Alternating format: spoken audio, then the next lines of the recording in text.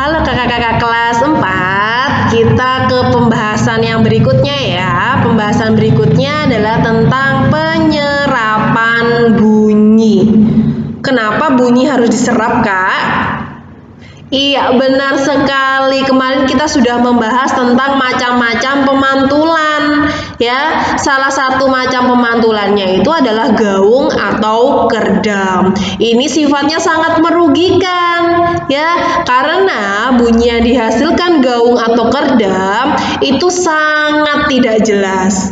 Ya, karena apa? Karena bunyi pantulnya ketika kita dengar itu sebagian bunyi pantulnya bersamaan dengan bunyi asli sehingga tidak jelas, tidak bisa kita dengarkan dengan baik ya. Oke, gaung dan kerdam ini sangat merugikan ya. Untuk menghindari peristiwa ini biasanya gedung-gedung yang mempunyai ruang yang besar seperti aula itu biasanya sudah dirancang supaya tidak terjadi gaung ya. Upaya apa yang dapat dilakukan? Oke, biasanya di situ mereka melapisi dinding dengan bahan yang bersifat tidak memantulkan bunyi atau dilapisi oleh zat kedap peredam suara. Ya, jadi dinding-dinding, lantai biasanya diberi bahan-bahan yang apa? Bahan-bahan yang tidak memantulkan bunyi, malah bahan-bahannya itu dapat meredam suara atau menyerap suara. Oke, bahan-bahannya ada apa saja, Kak? Iya, kita lanjutkan ya.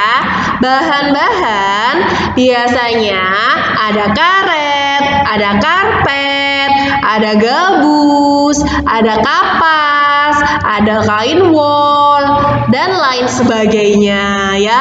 Atau busa juga bisa, kemudian karung goni juga bisa. Itu adalah bahan-bahan yang dapat meredam bunyi sehingga gaung tidak dihasilkan dan suara bisa kita dengar dengan jelas. Oke Kak, bisa dipahami Kak?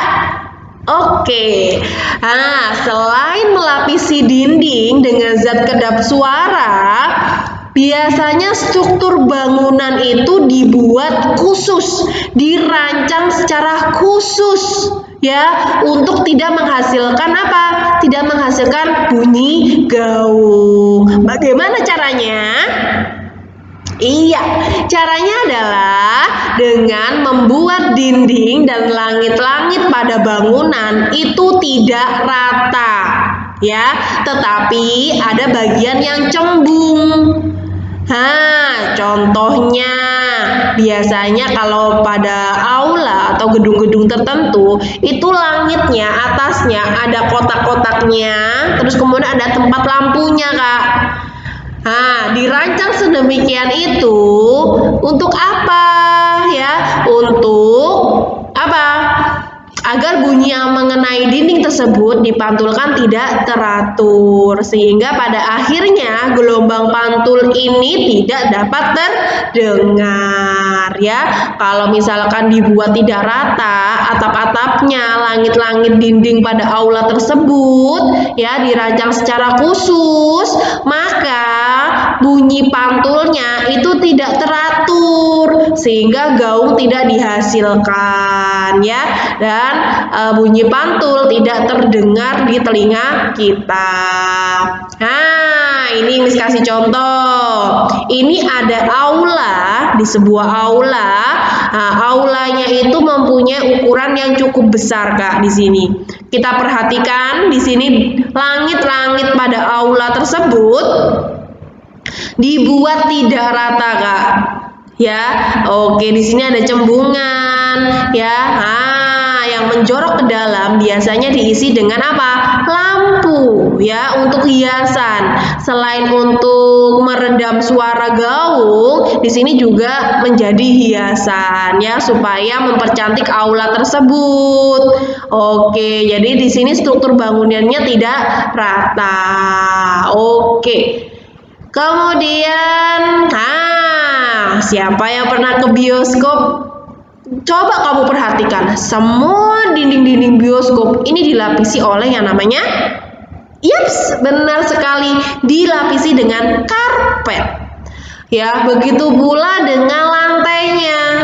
Lantainya juga dilapisi dengan karpet. Untuk apa, Kak? Untuk apa?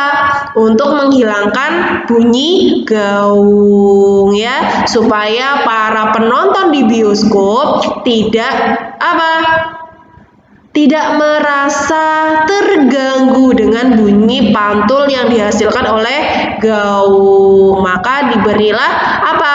Peredam suara berupa karpet supaya suara di bioskop bisa kita dengar dengan baik, ya.